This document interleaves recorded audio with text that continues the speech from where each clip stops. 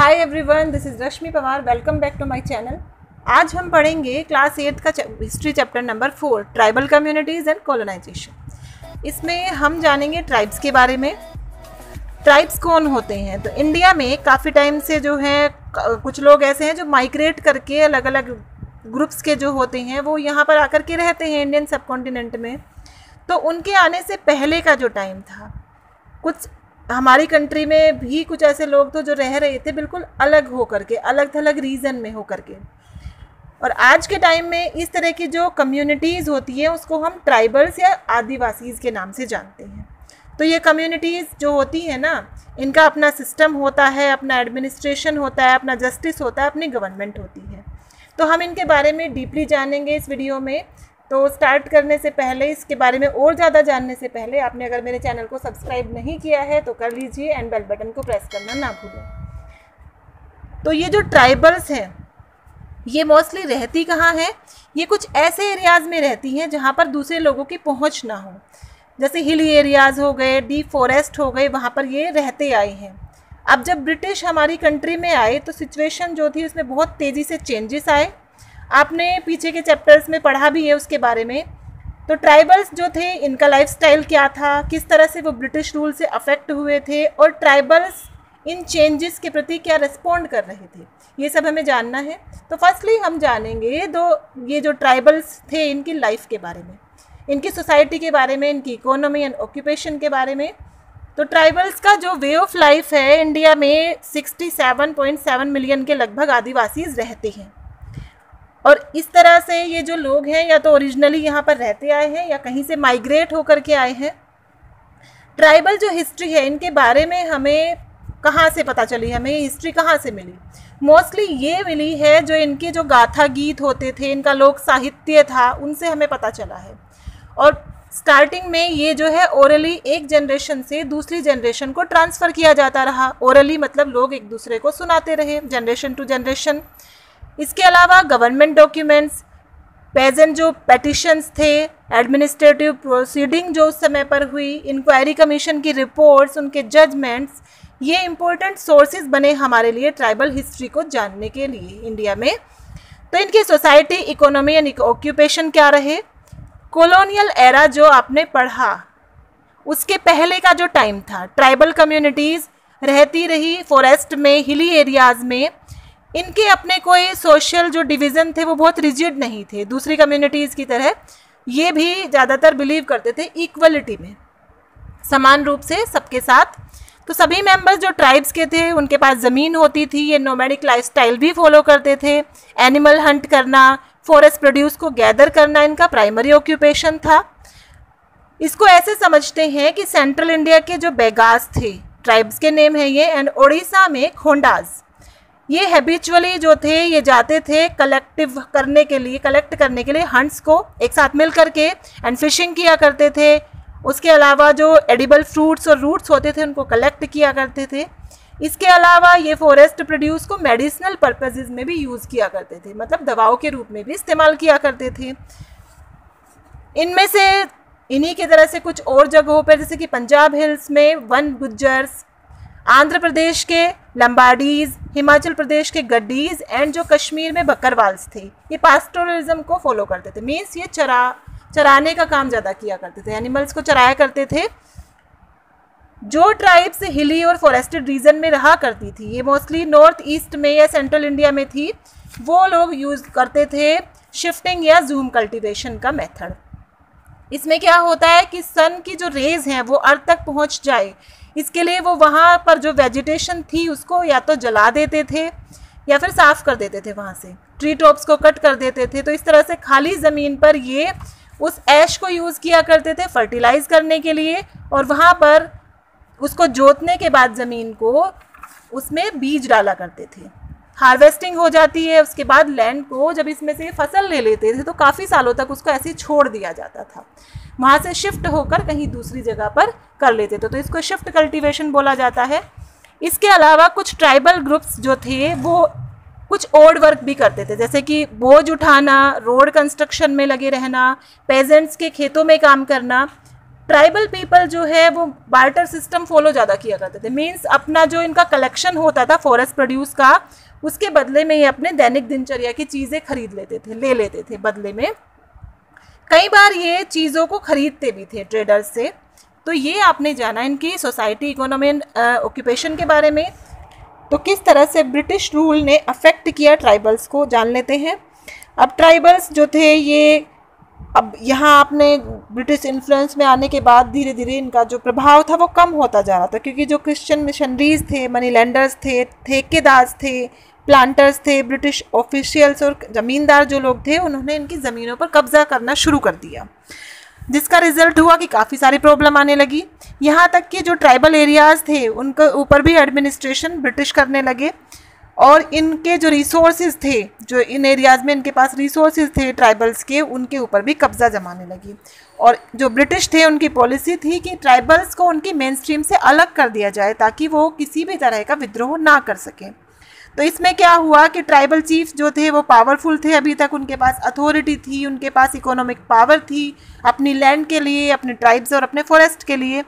तो इस तरह से जो यहाँ पर कुछ, जैसे कि हम एग्जांपल के लिए देखें कि साउदर्न गुजरात में भील्स जो थे वो टैक्स भी कलेक्ट कर रहे थे, और जो बंजाराज होते थे उनको अपनी लैंड पर ग्रेजिंग का भी अलाउ करते थे। मतलब इतनी पावर्स इनके पास थी अब तक। अब ब्रिटिश के जब आए तो ये ट्राइबल चीफ जो थे इन्होंने अपनी एडमिनिस्ट्रेटिव पावर खो दी, और इन्हें अब मजबूर कर दिया गया कि कॉलोनियल रूलर्स को इन्हें ट्रिब्यूट देना होता था। ब्रिटिश लॉ इन पर थोप दिए गए, जिससे इनका जितना भी ट्रेडिशन था वो सब खत्म होता चला गया। तो ट्राइबल जो थे उन्होंने अपनी ज़मीनें खो दी। कंपनी अब ज़बरदस्ती इनसे इनके जो ट्राइबल लैंड्स थी वो छीन रही थी। अल्टीमेटली क्या होता है कि ये लैंडलेस हो जाते हैं, और अब ये बेचारे लेबर्स की तरह से काम करने लगते हैं, और इन्हें मजबूर किया गया कि ये कैश क्रॉप्स उगाएं। अगर थोड़ी बहुत ज़मीन थी भी इनके पास, लो वेजेस दिए जाते थे, और इनके ट्रेडिशनल लैंड राइट्स जो थे वो खो रहे थे, जिससे ये बहुत परेशान हो गए। अब जो शिफ्टिंग कल्टीवेशन इनका ट्रेडिशन था वो अब चेंज हो रहा था सेटल्ड एग्रीकल्चर में। ब्रिटिशर्स चाहते थे कि नोमैडिक ग्रुप्स को वो एक जगह पर सेट कर लें, क्योंकि वो इजीली मॉनिटर कर सकते थे, एडमिनिस्ट्रेशन कर सकते थे उनके ऊपर। तो इसलिए उन्होंने लैंड सेटलमेंट्स इंट्रोड्यूस किए। उसके अकॉर्डिंग ब्रिटिशर्स जो थे वो लैंड को मेज़र करवाते थे, और एक रेवेन्यू जो था वो फिक्स कर देते थे, जो पे करना होता था स्टेट को, ट्राइबल्स या फिर लैंड ओनर के द्वारा। कुछ ट्राइबल्स डिक्लेयर कर दी गई लैंड ओनर्स की, उन्होंने अपने आप को लैंड ओनर्स की तरह डिक्लेयर कर दिया। कुछ टेनेंट्स हो गए, मीन्स रेंट पर ज़मीन लेकर के वो बोते थे, और जो उसका रेंट होता था वो लैंड ओनर को देते थे, और लैंड ओनर फिर रेवेन्यू जो था वो स्टेट को पे करता था। सेटल्ड एग्रीकल्चर मुश्किल होता था उन जगहों पर जहाँ पर वाटर स्कार्सिटी हो या ड्राई रीजन हो। तो इस तरह से काफ़ी दूर दूर तक ये जो प्रोटेस्ट हो रहे थे, इसकी वजह से, इन चीज़ों की वजह से कुछ एरियाज़ में नॉर्थ ईस्ट में ब्रिटिशर्स जो थे वो अब मजबूर हो गए इन प्रोटेस्ट की वजह से कि वो उन्हें अलाउ करना पड़ा ट्राइबल्स को कि वो शिफ्टिंग कल्टीवेशन कर सकें। रेवेन्यू की हाई डिमांड्स रख दी गई, रेवेन्यू बहुत हाई फिक्स कर दिया गया, और अगर रेवेन्यू पेमेंट नहीं होगा तो ट्राइबल्स को उनकी ज़मीन से निकलवा भी दिया जाता था। तो रेवेन्यू पे करने के लिए ट्राइबल्स जो थे उनको लोन लेना पड़ रहा था मनी लेंडर से हाई रेट ऑफ इंटरेस्ट पर, और अगर वो अनेबल होते थे उस लोन को पे बैक करने में तो मनी लेंडर्स उनसे उनके कैटल, उनकी बैलगाड़ियाँ, यहाँ तक कि उनकी ज़मीन भी छीन लेते थे। रिजल्ट ये हुआ कि लैंडलेस ट्राइबल्स जो थे अब वो मजबूर हो गए लेबर करने के लिए, या बैठ बेकारी करने के लिए। बैठ बेकारी मतलब बिना किसी पेमेंट के लेबर। फॉरेस्ट लॉज में चेंज कर दिए गए, कुछ नए लॉज लाए गए, स्टेट प्रॉपर्टी की तरह से फॉरेस्ट को डिक्लेयर कर दिया गया। आदिवासी जो थे वो ओरिजिनल उनके रेजिडेंस होते थे फॉरेस्ट में, वहाँ जाने से उनको, शिफ्टिंग कल्टीवेशन से उनको मना कर दिया गया। रेस्ट्रिक्शन लगाई गई कि वो फॉरेस्ट प्रोड्यूस को कलेक्ट नहीं कर सकते, ट्रीज़ कट नहीं कर सकते, हंटिंग नहीं कर सकते। तो कुछ एरियाज़ ऐसे थे जिनको रखा कंपनी ने अपने कन्वीनियंस के लिए, कि वहाँ पर अलाउ कर दिया कि ट्राइबल्स जाएं, मतलब as a labour, cheap labour उनको दिया जाता था। एग्जाम्पल के लिए बेगार्स जो थे वो एम्प्लॉय कर लिए कंपनी ने फॉरेस्ट गार्ड और फायर वॉचर्स के तरह से। तो इससे एक बड़ा इम्पैक्ट पड़ा ट्राइबल्स के लाइफस्टाइल पर इन सब चीज़ों से, क्योंकि अब तक जो ट्राइबल्स थे वो अपना बिलोंगिंग मानते थे फॉरेस्ट और इसके प्रोड्यूस को। और ये जो सब चीज़ें लाई गई, जो लॉज लाए ना ब्रिटिशर्स, इससे क्या हुआ कि अब ये लोग प्रोटेस्ट करने लगे। ट्राइबल्स ट्रेडर्स जो थे और मनी लैंडर्स थे वो भी इसमें एक रोल प्ले कर रहे थे इन्हें परेशान करने में। वो इनको जो लोन दे रहे थे वो एक काफ़ी हाई रेट ऑफ इंटरेस्ट पर दे रहे थे, और इस तरह से वो जो था उस पर बार बार इंटरेस्ट बढ़ता ही जाता था लोन पर। तो रिज़ल्ट ये होता था कि ये लोग साइकिल ऑफ डेप्ट मतलब कि कर्ज के नीचे दबते जा रहे थे। इन सब चीज़ों से, इन सब नेगेटिव सिचुएशंस की वजह से ट्राइबल्स जो थे वो वायलेंटली रिएक्ट करने लगे, रेबेलियन होने लगे। फर्स्ट फेज़ ऑफ रेबेलियन जो था वो लीड किया गया ट्रेडिशनल चीफ्स के द्वारा, जिन्होंने अपने ट्रेडिशनल लैंड राइट्स खो दिए थे, और ये हुआ फर्स्ट फेज़ जो था वो था 1857 की क्रांति से पहले। तो ट्राइबल रिवोल्ट्स हुए जगह जगह पर, क्योंकि जो अब ब्रिटिशर्स ने इनके ऊपर लगाए थे रेस्ट्रिक्शन, उसकी वजह से ये रिवोल्ट करने लगे। जो सबसे ज़्यादा जाने माने हैं वो बिहार में मुंडाज ने किए, उड़ीसा में गोंड्स, मेघालय के खासी जनजाति ने, महाराष्ट्र में भील्स, और मध्य प्रदेश में संथाल जो बंगाल और बिहार के थे। इसके अलावा कोल रेबेलियन जो 1831 से 32 तक चला, बस्तर रेबेलियन हुआ 1910 में, वर्ली रिवोल्ट हुआ 1940 में।